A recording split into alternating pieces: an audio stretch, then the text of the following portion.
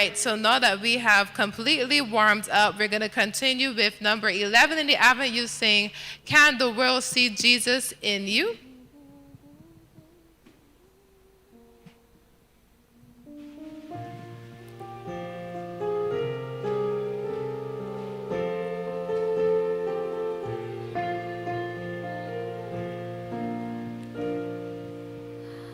Do we live so close to the Lord today, passing to and from life's busy way, that the world in us can a likeness see to the man of Calvary?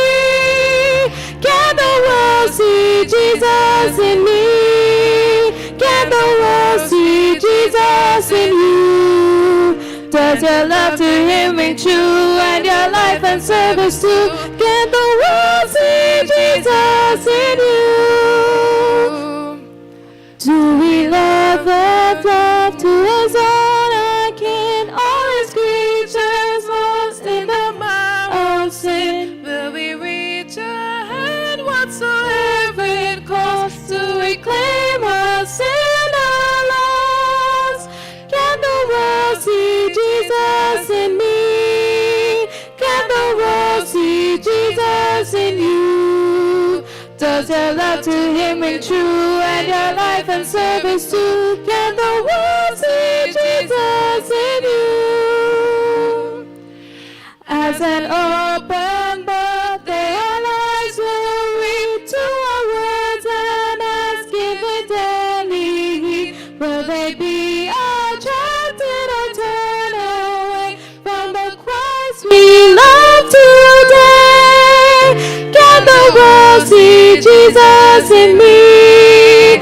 Can the world see Jesus in you? Does your love to Him ring true, and your life and service too? Can the world see Jesus in you? All right, we certainly hope that the world is seeing Jesus in you. And we're going to continue with this song. It's one of the favorite songs for the AY. Heaven came down and glory filled our souls. Number 55 in the Adventist you sing, Heaven came down and glory filled my soul.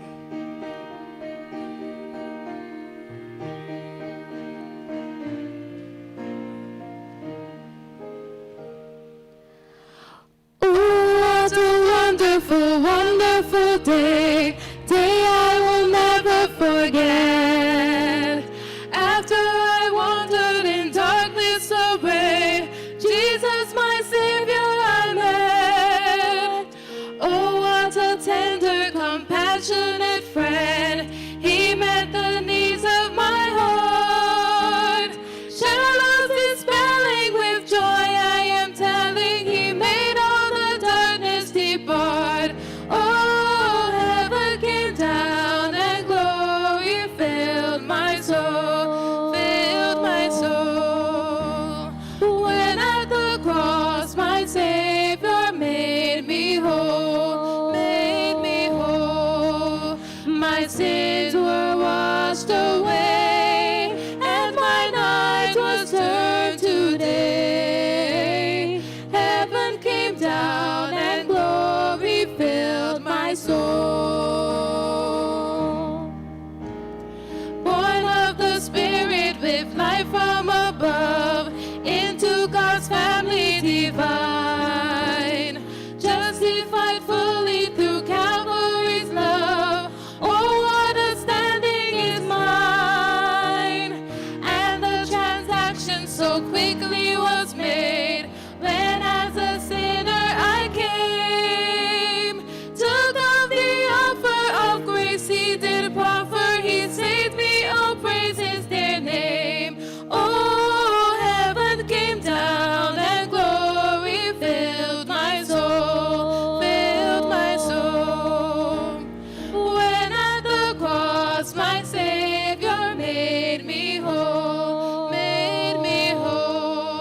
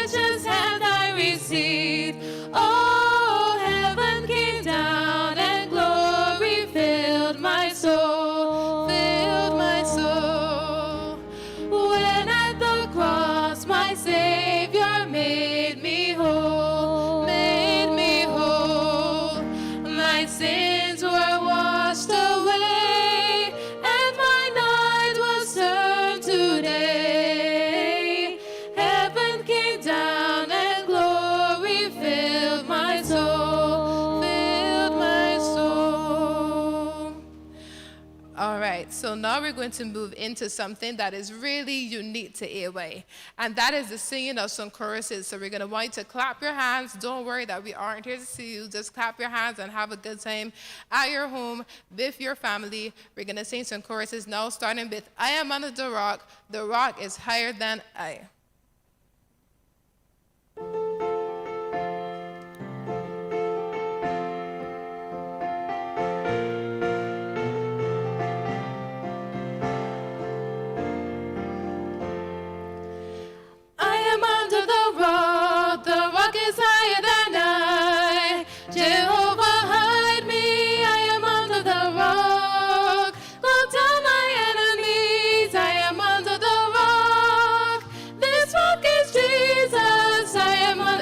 I'm under the rock. I am under the rock. The rock is higher than I. Jehovah hide me. I am under the rock. Go tell my enemies. I am under the rock. This rock is Jesus. A little more oil in my lamp to keep it burning. A little more oil in my lamp to keep it burning, burning. A little more oil in my lamp.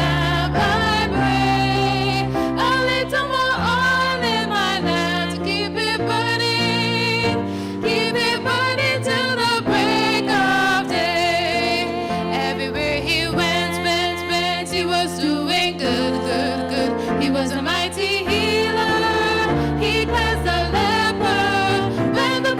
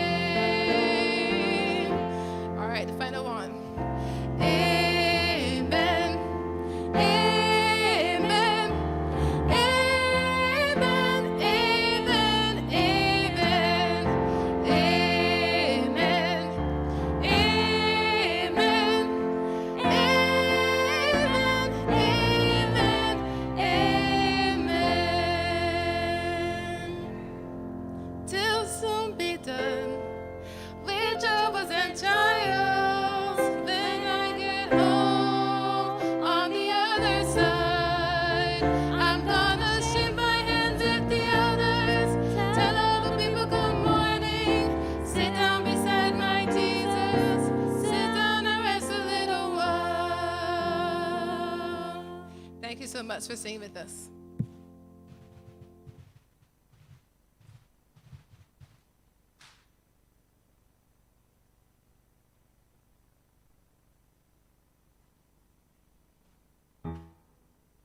Thank you to our dear sisters from Ephesus for leading us out in that lively session of song service.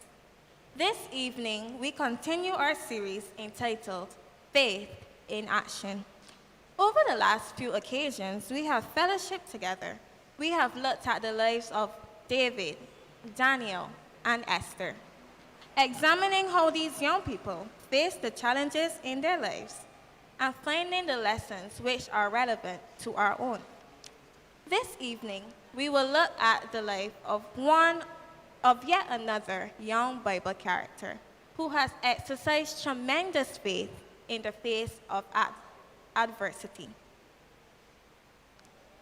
This young man was sold into slavery, accused of a crime he did not commit, and thrown into a jail.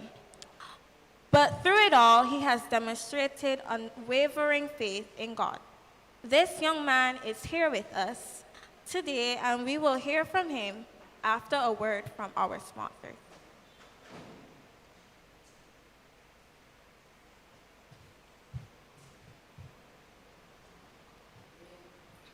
We will now be saying AYS motto and pledge.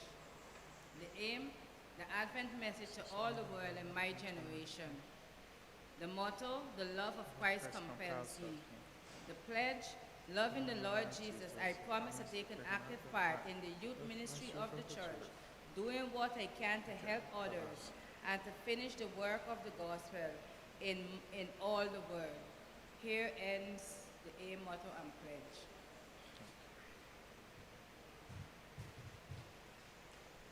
Thank you again to Sister Boucher for leading out in the Adventist Youth Emblem. But now I wish to welcome our honored guest. Could you kindly introduce yourself for the benefit of the audience and tell us a bit about your background? Good evening. My name is Joseph, and I'm the son of Jacob and Rachel. I have a younger brother by the name of Benjamin and several other half-brothers. I grew up in Canaan, and I tend to my father's flock with my brothers. All I can say is that life in Canaan, for me, was pretty normal. Pretty normal, you say. But I understand you had an extraordinary gift. Would you care to share that with us? Yes, most certainly. I'm not afraid to share my talent. From since I was a young man, I always received these vivid dreams. My dreams were not always literal, but there was always some message or meaning in them.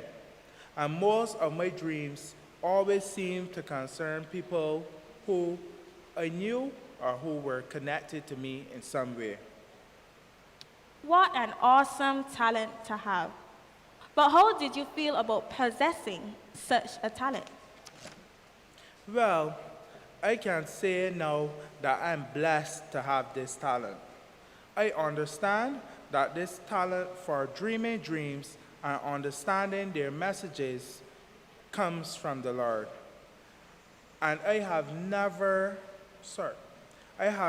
seen the way in which God has been able to put me in a position to help others through the dreams that He has bestowed upon me. But you know, as a child, I did not quite understand the importance of my dreams. When I was young, I just knew I would get these vivid images in my sleep, and I would excitedly share with my brothers and fathers what I saw. Being that young, I did not realize while I was excited about these dreams, other persons in my family would be upset by them. For me, these dreams were just something marvelous and wonderful. But as an adult, I saw the miraculous nature of my talents once it was put to the use for God.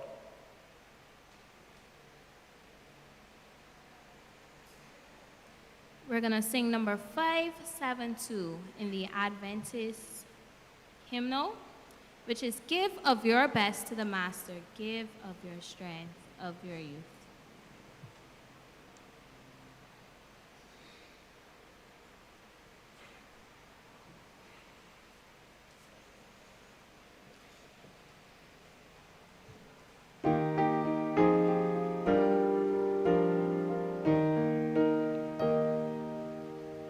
Give of your best to the Master. Give of the strength of your youth. Throw your soul's fresh glowing armor into the battle for truth. Jesus has set the example. Dauntless was he, young and brave. Give him your loyal devotion. Give him the best that you have. Give of your best to the Master. Give of the strength of your youth. Glad in salvation's full armor. Join in the battle for truth. Give of your best to the Master. Give him first place in your heart. Give him first place in your service. Consecrate every part. Given to you shall be given. God his beloved Son gave. Gratefully seeking to serve him. Give him the best that you have. Give of your best to the Master. Give of the strength of your youth. Glad in salvation's full armor. Join in the battle for truth. Give of your best to the Master. Naught else is worthy as love. He gave himself for your ransom. Gave up his glory above. Laid down his life without murmur. You from sin's ruin to save. Give him your heart's adoration. Give him the best that you have. Give of your best to the Master. Give of the strength of your youth. Glad in salvation's full armor. Join in the battle for truth.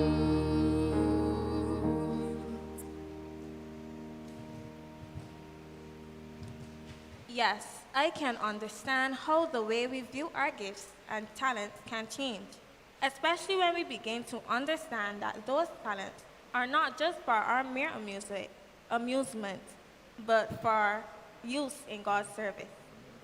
But you mentioned something about people in your family not responding well to your dreams. Yes, that is correct. Looking back on it, I can see that my brothers were jealous of me. The dreams I often shared with them depicted them bowing to me, and as one of the youngest sons, the 11th of 12 sons, I can now see why my brothers may have not liked me. Also, there was the matter of the coat of many colors. My father had gifted me a beautiful multicolored coat. I really loved that coat. It was so unique and different. And to have so many colors mixed together in one coat really made me feel special.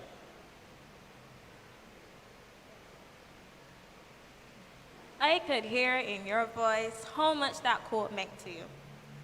But I understand that that quote led to a very significant turning in your life as well. Yes, as I said, my brothers were jealous of me.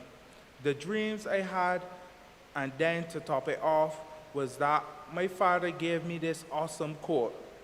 My father sent me to go and find my brothers who were supposed to be grazing in Shisham and bringing word back to him.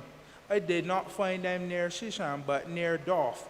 When I reached by them, they jumped on me and grabbed me. They tore the beautiful coat my father gave me from right off my back, and they threw me down into a chasm. As I lay in the bottom of the well, I could hear them above discussing what to do with me.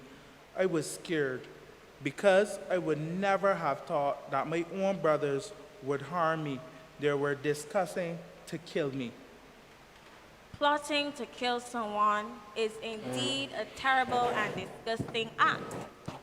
I can only imagine how terrifying that must have been to you as a small child, trapped in the bottom of a well, listening to your own brothers, your family, discussing taking your life. At this moment, we actually have one of his brothers here, and I believe he has something to say about that terrible accident and the impact that it had on their family. Judah, son of Jacob and Leah, welcome. Thank you for having me. Well, Judah, you may have heard some of what your brother had to say and and his experiences as a child. How do you respond to this? Well, first of all, let me say I was wrong for the part that I played in the suffering of my brother's experience. There is nothing that excuses my behavior and actions, especially as we were raised by a father who worshiped God and brought us up in the knowledge of God. So if it is that you are saying that you knew the teachings of God, so why did you and your brothers do what you did? 2 words, jealousy and envy. We saw the way our father indulged and doted on Joseph, and in my heart, I was envious. I believed that my dad loved Joseph more than me, more than all my other brothers. Then, when Joseph started talking about his dreams, I felt as though Joseph thought he was better than us. Joseph would say that he dreamt that we were all bowing to him. I did not recognize Joseph's dream as a gift from God because I was blinded by the jealousy and envy in my heart. I can understand that sometimes jealousy can be something that exists between siblings. But what I do not understand is how that will lead you to want to plot to kill your own brother. The trigger for that was when my father gifted Joseph the coat of many colors. Though Joseph only talked about the dreams, the act of father giving Joseph giving the coat felt to me as if our father was saying that Joseph was indeed better than us. The envy in my heart and in my brother's heart replaced the love that we had for our brother, our father, and for God.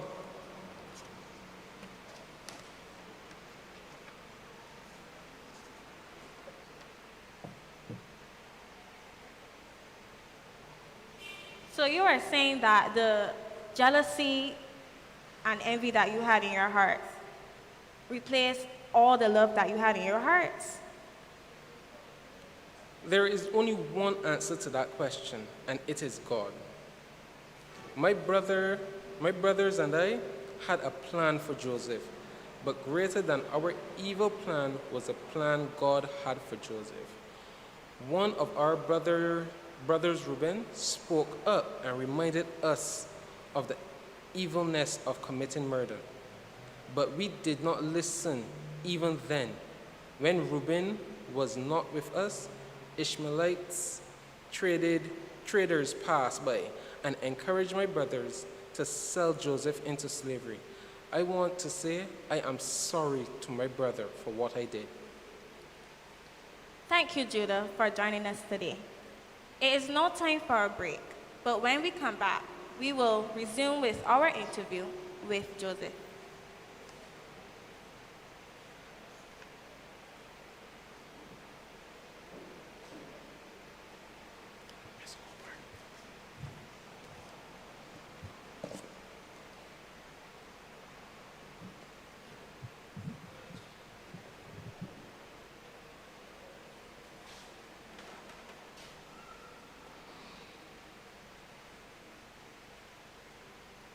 Good evening, everyone.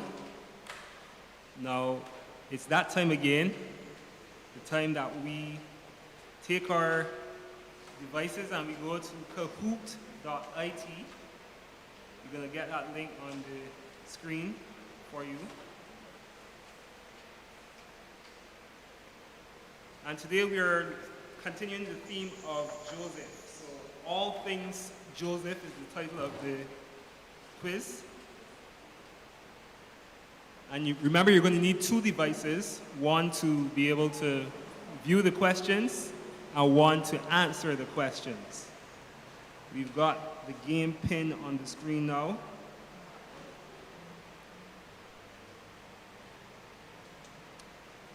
And like I said, we go to www.kahoot.it and the game pin is 4799010.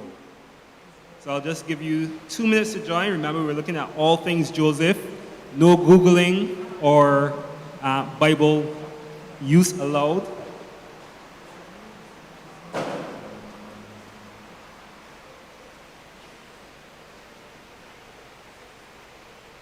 And let's see who's going to come out on top today. Last time around, we had Jay Shar coming out on top. You just play? You just play?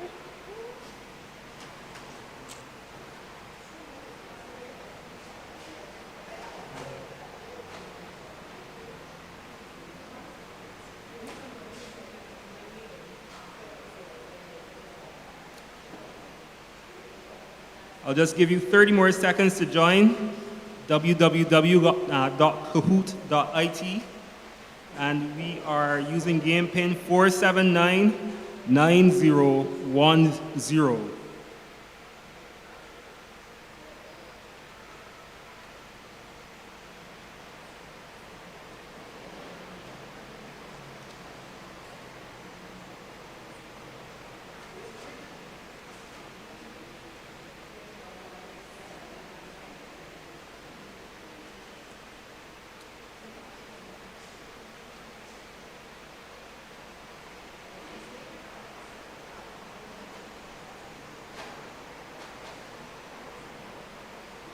All right, so I'm going to end it there. If you're not in, unfortunately, I'm going to have to continue. Now, I'm going to ask the multimedia team to just begin, and we are going to be looking at all things Joseph. Let's go.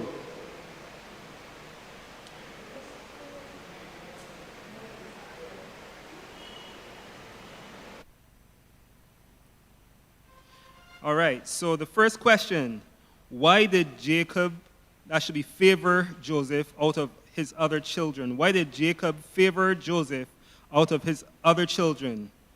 Was it because he was the oldest son? Was it because he was conceived by his beloved wife Leah? Was it that he was conceived by his beloved wife Rachel? Or was it because he was a dreamer? He was the oldest son.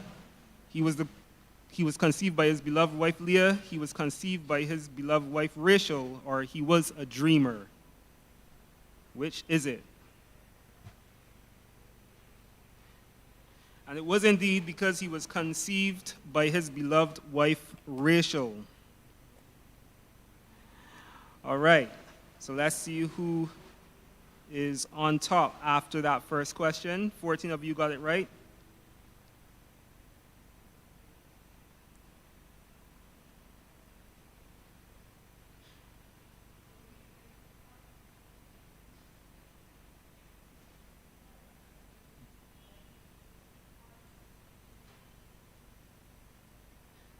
Okay, we're just having a little bit of a challenge with the screen display.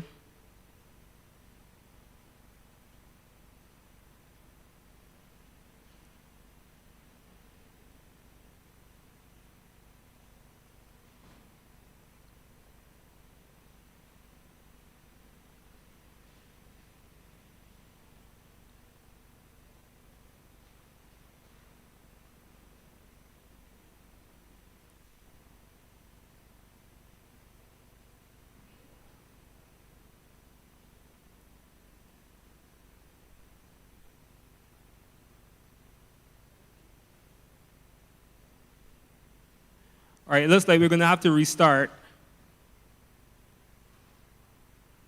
I'm just going to ask the multimedia team to restart the quiz.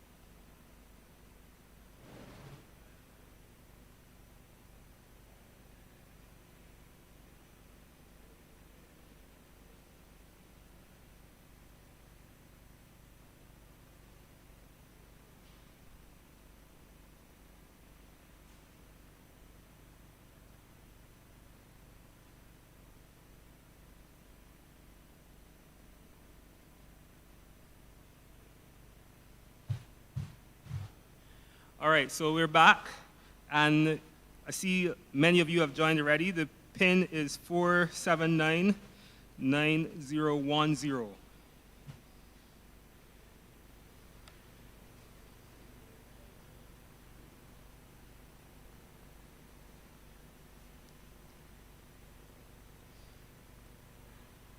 All right, so remember www.kahoot.it if you're now joining for the first time.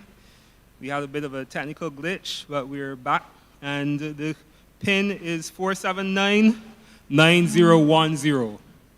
And we are just about ready to begin. I'll give you 30 seconds more.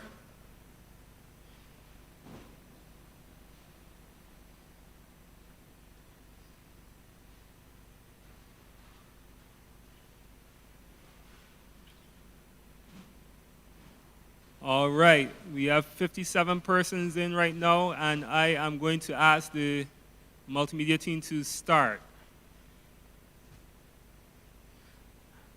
Now, you've seen the first question already, so you get to answer it again. Why did Jacob favor Joseph out of his other children? Why did Jacob favor Joseph out of his other children? Was it because he was the oldest son? Was it because he was conceived by his beloved wife Leah? Was it because he was conceived by his beloved wife Rachel? Or was it because he was a dreamer? He was the oldest son, he was conceived by Leah, he was conceived by Rachel, or he was a dreamer. Which was it? And that answer, of course, you saw it before. He was conceived by Jacob's beloved wife Rachel. And 40 of you got that right. Some still got it wrong. All right, let's move on. We have Brown Boss at the top. What did Jacob give to Joseph? What was it that Jacob gave to Joseph? Was it the birthright of the firstborn son? Was it a colorful tunic? Was it a blessing? Was it all of the above? Red, birthright of the firstborn. Blue, colorful tunic. Green, all of the above. Orange, blessing. Which was it?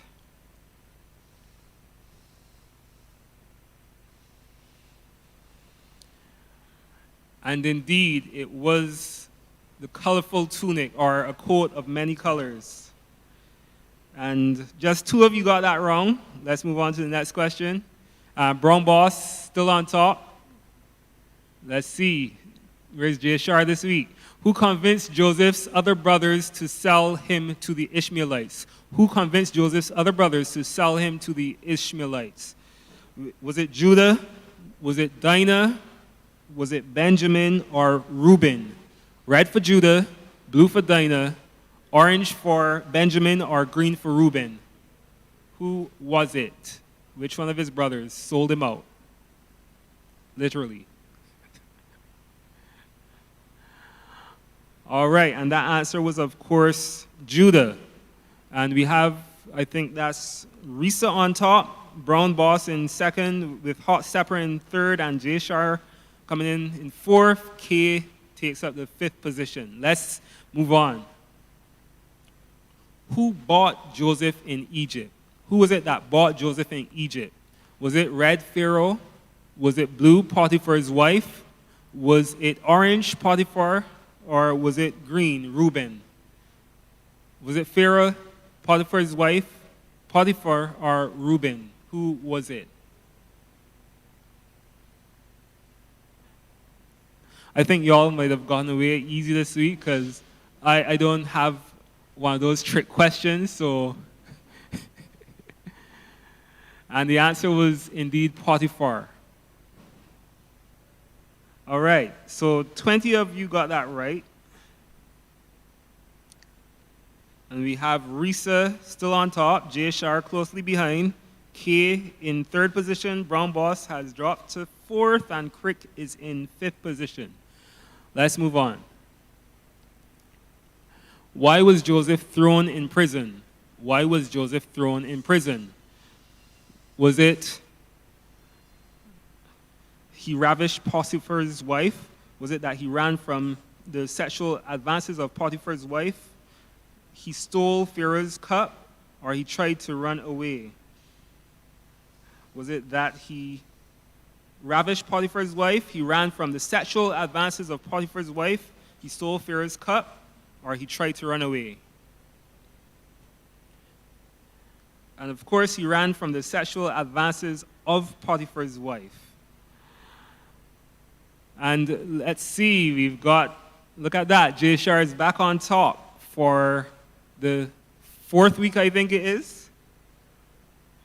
All right, we got to dethrone Jay Shar, folks, so let's see who can do it. Whose dreams did Joseph interpret in prison? Whose dreams did Joseph interpret in prison? Was it red, the jailers, blue, the chief butler, orange, the chief baker, or green, both the butler and the baker? Was it the jailers, the chief butler, the chief baker, or both the chief butler and baker? Which was it?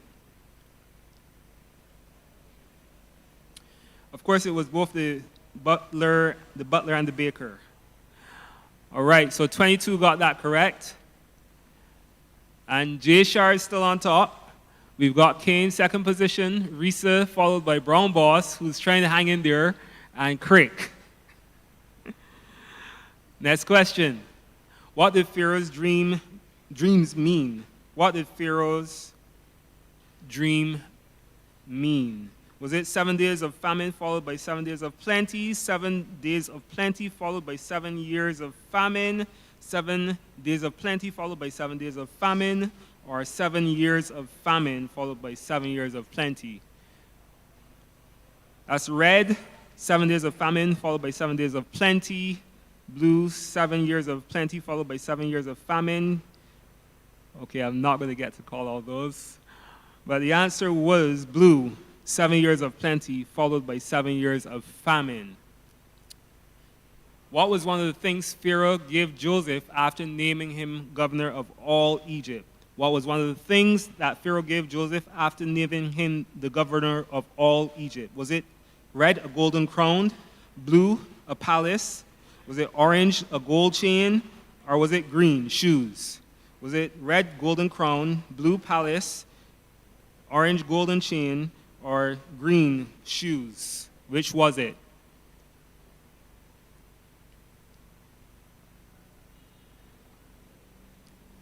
And of course, he was given a golden chain. That was orange. All right. So we have K on top now. J Shar is dropped to fourth. That looks like Derek in second, Mad in third, and Risa takes up the fifth spot. All right, let's see.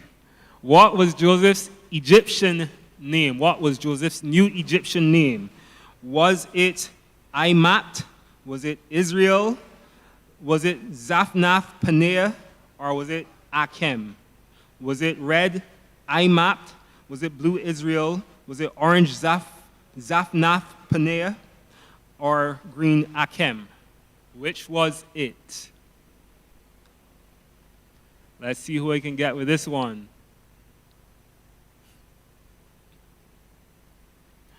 And the answer was Zaphnath Paneah. Zaphnath Paneah. All right, let's see. And K is on top. Derek, J Shar, Rhea, and Mad in fifth. Okay, next question. What were the names of Joseph's sons? What were the names of Joseph's sons? Was it Reuben and Judah for red, blue Issachar and Zebulun, orange Simeon and Levi, or green Manasseh and Ephraim? Was it red Reuben and Judah, blue Issachar and Zebulun, Simeon and Levi for orange, or green Manasseh and Ephraim? What were their names? And the answer was Manasseh and Ephraim, of course. That was green. Let's see who's on top. K is still on top. Derek holding second and J Shar in third now. Crick and Mad take up the fourth and fifth positions. Let's go. Next question. Joseph was the blank son of Jacob. Joseph was the blank son of Jacob. Was it red the 12th? Was it blue the 1st? Was it orange the 2nd? Or was it green the 11th? Was it red 12th, blue 1st, orange 2nd, or green 11th?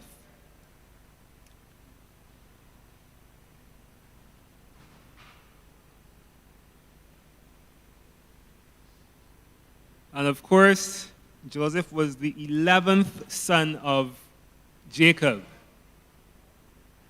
And J Shar is climbing to second. We've got K in first position still. Derek has dropped to third, and Crick in fourth position. And we have, I think that's 3JK in fifth. All right, last question, guys. In whose sack did Joseph's servant hide the silver cup? In whose sack did Joseph's servant hide the silver cup? Was it red Judah, blue Simeon, orange Benjamin, or green Levi? Red Judah, blue Simeon, orange Benjamin, or green Levi? Who did Joseph's servant hide the silver cup in their bag? In whose sack did he hide it? And the answer, I hope many of you know it, or all of you know it. The answer was, in fact, Benjamin. 21 of you got that right. Let's see who comes out on top this week. Now, in third position, we have Derek, or Divrick, and J Shar is in second position. So this week we have a new winner, and it's K. K is the winner this week. Congrats to K, whoever you are. Oh, okay. So K is the winner this week. And thank you once again for participating. I hope you had a wonderful time, and see you next time around.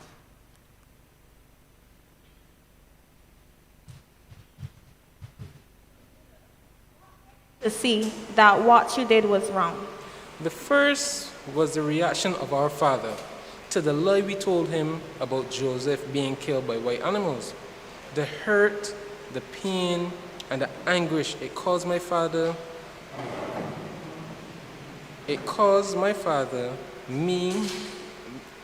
made me realize what a terrible thing we had done.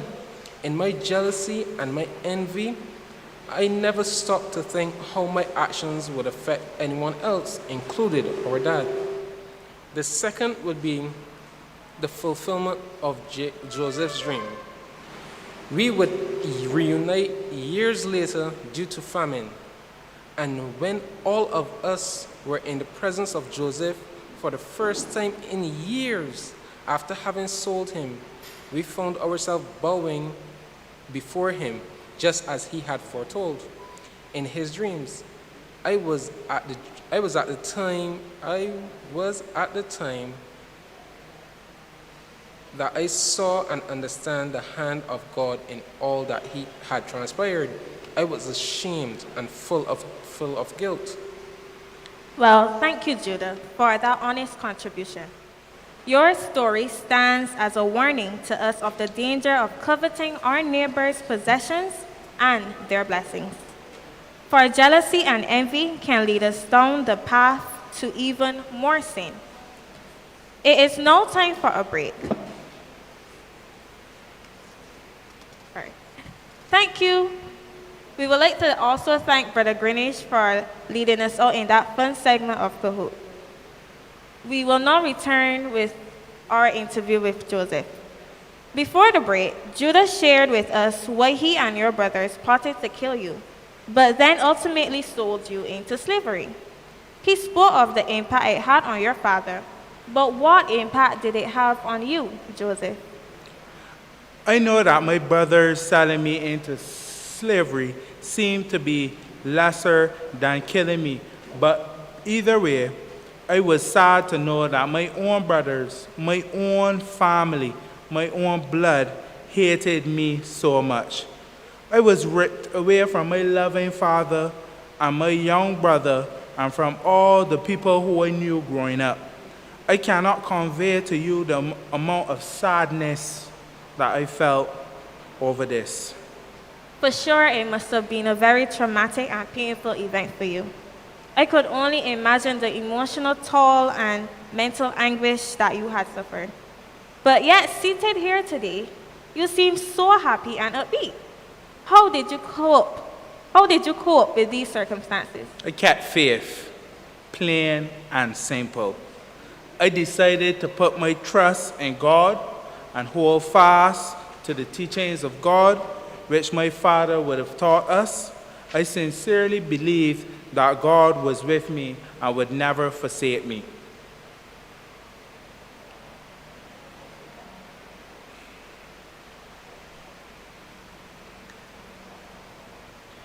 Keeping the faith.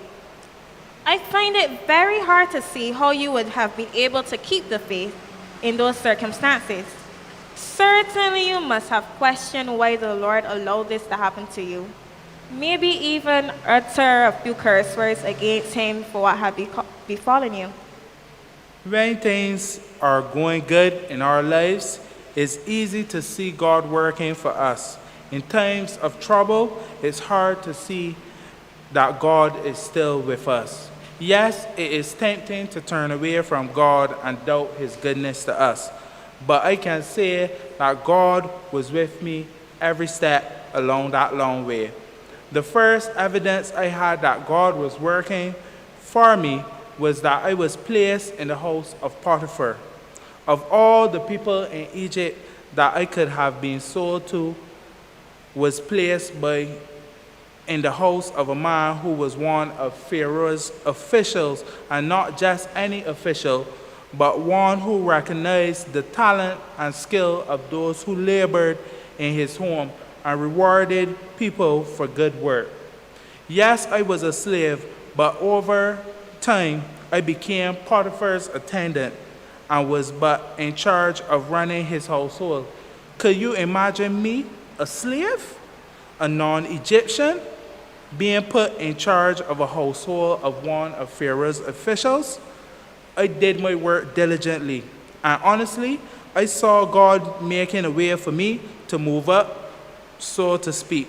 So to your question, I knew God was with me because the way in which I worked in my life, I experienced the fulfillment of his promises to protect and provide for me. You speak fondly of Potiphar, but as I understand it, didn't he have you jailed? Yes, he did. Potiphar's wife accused me of trying to make sport with her. As a slave in charge of running Potiphar's household, he withheld nothing from me except his wife. Just as my brothers did when I was a child, Potiphar's wife plotted for me. She tried to get me to take an interest in her, but I fled. I knew that it would have been a betrayal of the trust Potiphar had placed in me, but even more a betrayal to godly values, which I believe so strongly in. Due to the deception of Potiphar's wife, I was in prison. There's something I just do not understand. Why would a woman who lives in such a nice home, whose husband was so wealthy that he could afford slaves, whose husband was so valued by Pharaoh, try to have a relationship with you? I mean, no offense, but at the time you were only a slave. Joseph, be honest here. Did you do something to encourage Potiphar's wife to, you know? No, absolutely not. I only did my job and nothing more, nothing less. Okay. I may have been, as you put it, pause for emphasis. Just a slave, but I was a child of God, and I strive to maintain the values of God in everything that I did, which included not coveting another man's wife, even if she would have looked good. Well, here with us today is Potiphar's wife. Let's see if she has anything different to say.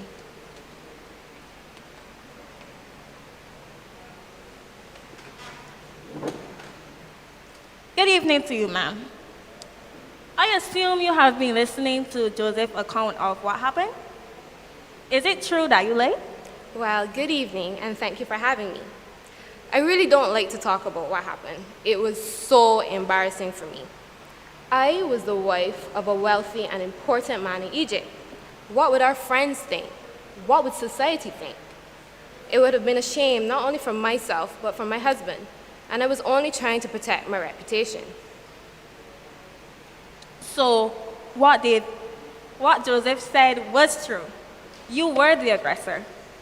But why Joseph? Why Joseph out of all the slaves in Potiphar's house?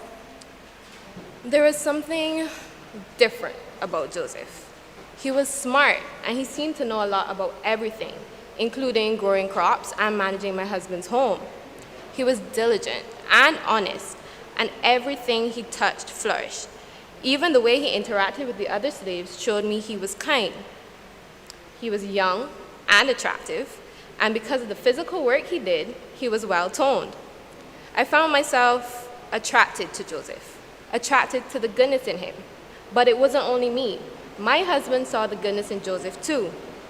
The only reason Joseph was thrown into jail and not put to death was because my husband believed in Joseph's faithfulness to his God more than he believed in the truthfulness of my accusation.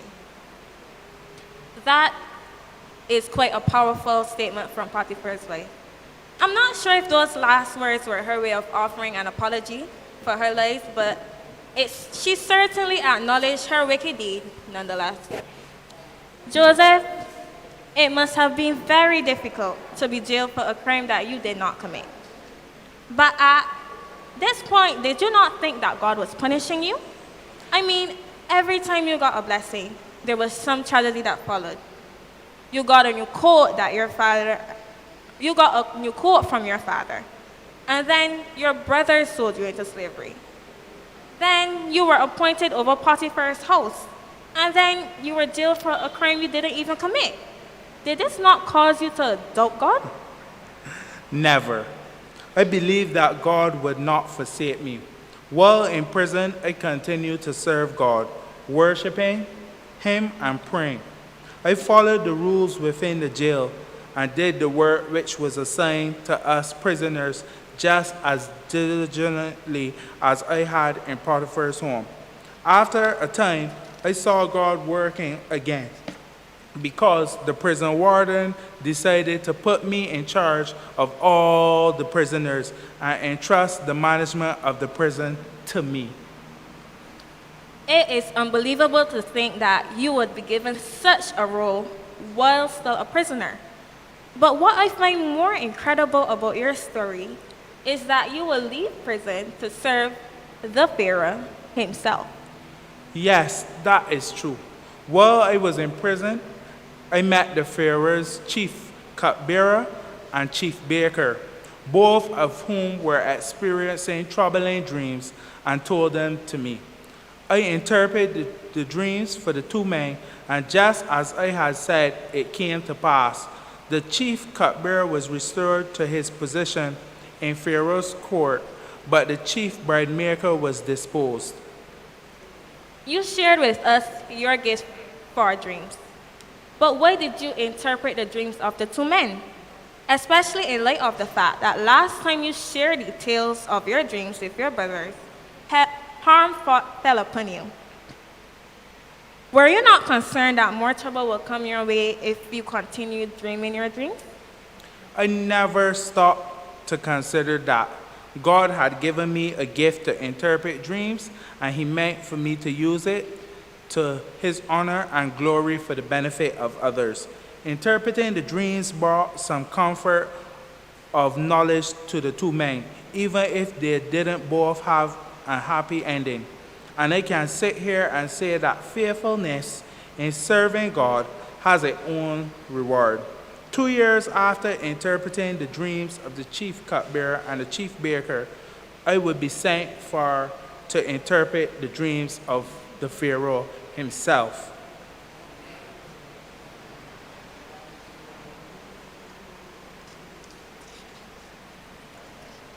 I don't know.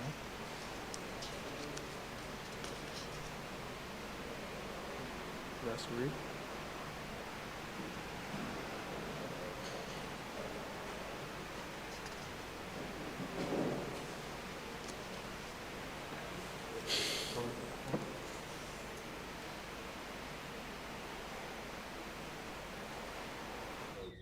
Good day to you and Joseph. We have with us today Pharaoh's chief cupbearer. Good day to you, sir. I watched as Pharaoh's men put on a show of false power, trying to make it seem as if they had power to interpret dreams. I had experienced the true power of dream interpretation. Joseph did not claim to have the power to interpret dreams. He gave all the glory to his God. His humbleness and strong faithfulness in the power of God allowed me to trust him to interpret my dream, and I saw the truth of God's power because exactly what Joseph predicted would happen did come true. Although Pharaoh is considered the god of Egypt, I knew that based on the failures of his men, it would be the God of all the heavens and the earth, the God who Joseph worshipped, that will provide an answer to Pharaoh, just as an answer had been given to me by God through Joseph. Thank you, cupbearer, for appearing on our program today. Joseph, it must have been a significant honor to interpret the dreams of Pharaoh, especially because of the title that Pharaoh bestowed upon you. I understand that you were put in charge of Pharaoh's palace and all of the land of Egypt, and that your authority in Egypt was only subject to Pharaoh himself. That is correct. My life in Egypt greatly improved after I interpreted the dreams of the Pharaoh. But these blessings did not come from Pharaoh himself, but these were the blessings from God, who had never left me or forsaken me throughout this ordeal. At every instant where people tried to tear me down, God lifted me up. And each time that I was lifted up, I was placed in an even higher situation in life than I was before. Looking back at what happened to my life after receiving the coat of many colors, I know that this was all part of God's plan. The way in which the events unfold in my life is not what I would have wished for myself or even my enemy. No one wishes for their brothers to attempt to kill them. No one wishes to be enslaved. No one wishes to be falsely accused. And no one wishes to be in prison. But without all these experiences in my life, I could have never gotten where I am today. And where is that? Where exactly are you? I am standing strong in the faith of God. I wish to thank Joseph, son of Jacob, for a wonderfully thought-provoking interview. That brings us almost to the end of our program. But before you go, here is a word of encouragement for the coming week.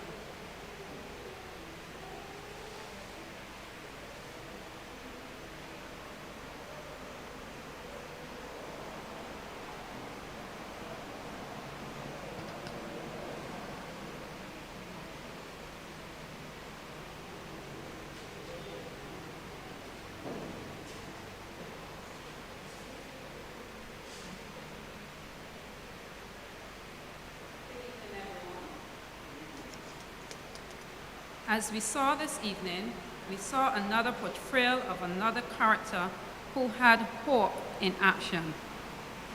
This evening, we saw Joseph encountered many trials, from being deceived by his brothers, sold into slavery, wrongfully accused by his master's wife, which led to him being in prison. But through it all, Joseph never gave up hope in the God he served. Many of us are facing trials today.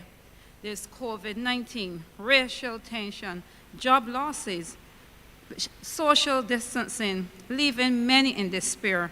But like Joseph, we need also to have a hope and trust in God, knowing that the same way he was there for Joseph, he will be there for us. So as we go through this week, let us hold fast to the hope we have in God, knowing that he has promised he would never leave us or forsake us.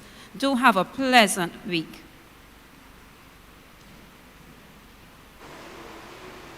Thank you, Sister Austin, for that food for thought.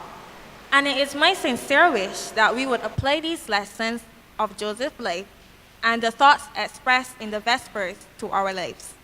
We will now turn over to Sister Grant to share some information with us. Pleasant Sabbath to all of you. I want to first say thank you to all of those who graciously agreed to participate in this evening's program. First, starting with the persons who you may not have seen, that is, those who were standing behind the cameras, our multimedia crew. And of course, our musicians who accompanied us throughout this session. I would like to thank Brother Ford, Sister Sharis, Sister Kristen Lynch. I would also like to extend thanks as well to the members of New Life Church who also participated and made this program what it is. But at this time, I want to promote 3 activities to you this evening. The first of which is an unusual and unique opportunity. Throughout this period of lockdown, we may not have been able to meet with each other in person. But this evening, we have the opportunity to meet each other virtually as we have as the conference hosts this evening, its first ever virtual youth social. So we invite each and every one of you who's tuned in to make yourself available this evening as we have fun and games via the internet. Now, throughout the course of this month, we will be focusing on the youth of our church. And in case you were not aware, next Sabbath begins our National Adventist Youth Week of Prayer. And so I invite you to tune in through the conference as the youth lead out for the next 2 Sabbaths in our week of prayer. That means, as a result, that for the next 2 Sabbaths, we won't be tuning in here at the City South District, but we invite you to tune in with the East Caribbean Conference as we have our Adventist Youth Week of Prayer. And finally, we want to continue to encourage everyone to join with us during our prophecy series here with the City South District. Thank you.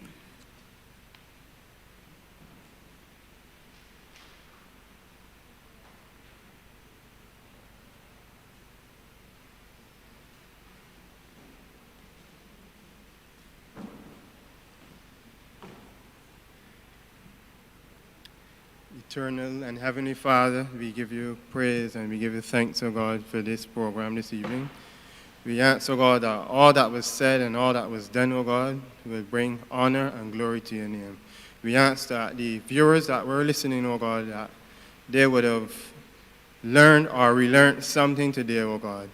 And in the midst, O God, of the situations, O God, in our lives and in the world, we ask, O God, that we will continue, O God, to believe in you, trust in you, O God, and to pray when we find ourselves in troubling times. We ask, O God, that we will have, O God, a hope in you, O God, that no matter what happens, no matter what comes our way, that we will stand firm, believing, O God, that you will come true for us.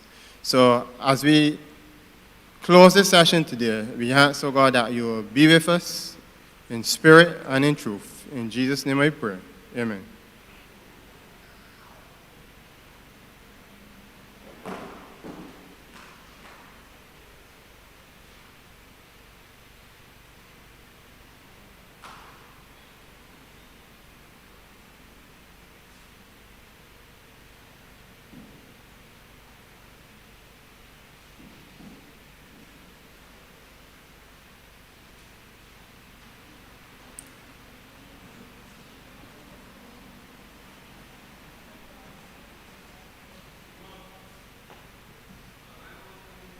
We all.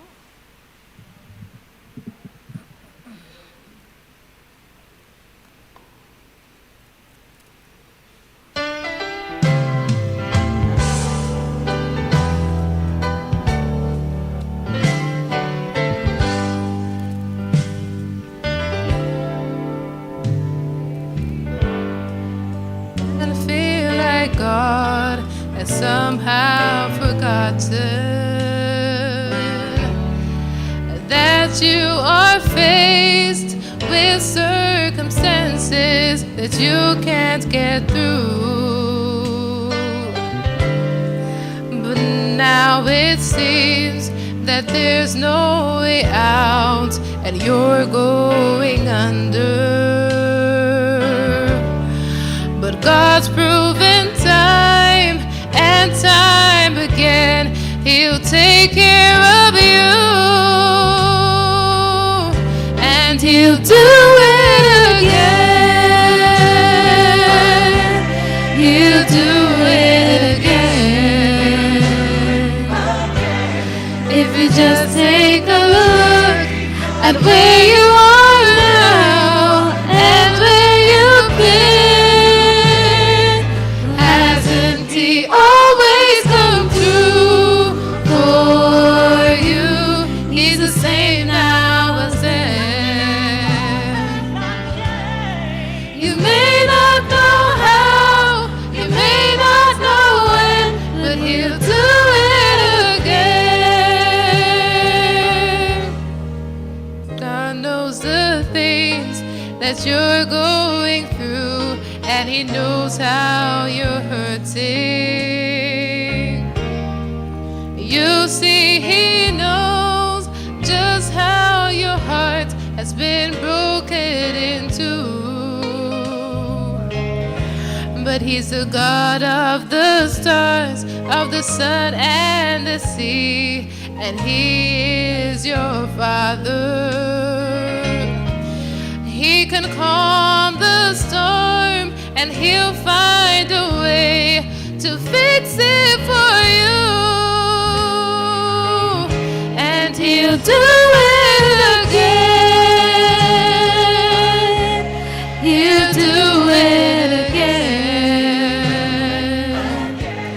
If you just take a look at where you are now and where you've been, well, hasn't he always come through for you? He's the same now as then. You may not know how, you may not know when, but he'll do it again. Oh, he's still God. Yes, he's still God. And he will not fail you. Oh, he's still God. Yes, he's still God. And he will not change. Know that he's God. Yes, he's still God. And he's fighting for you. Yes, just like Moses, just like Daniel, and like Shadrach, Meshach, Abednego, he'll do it again. He'll do it again. If you just take a look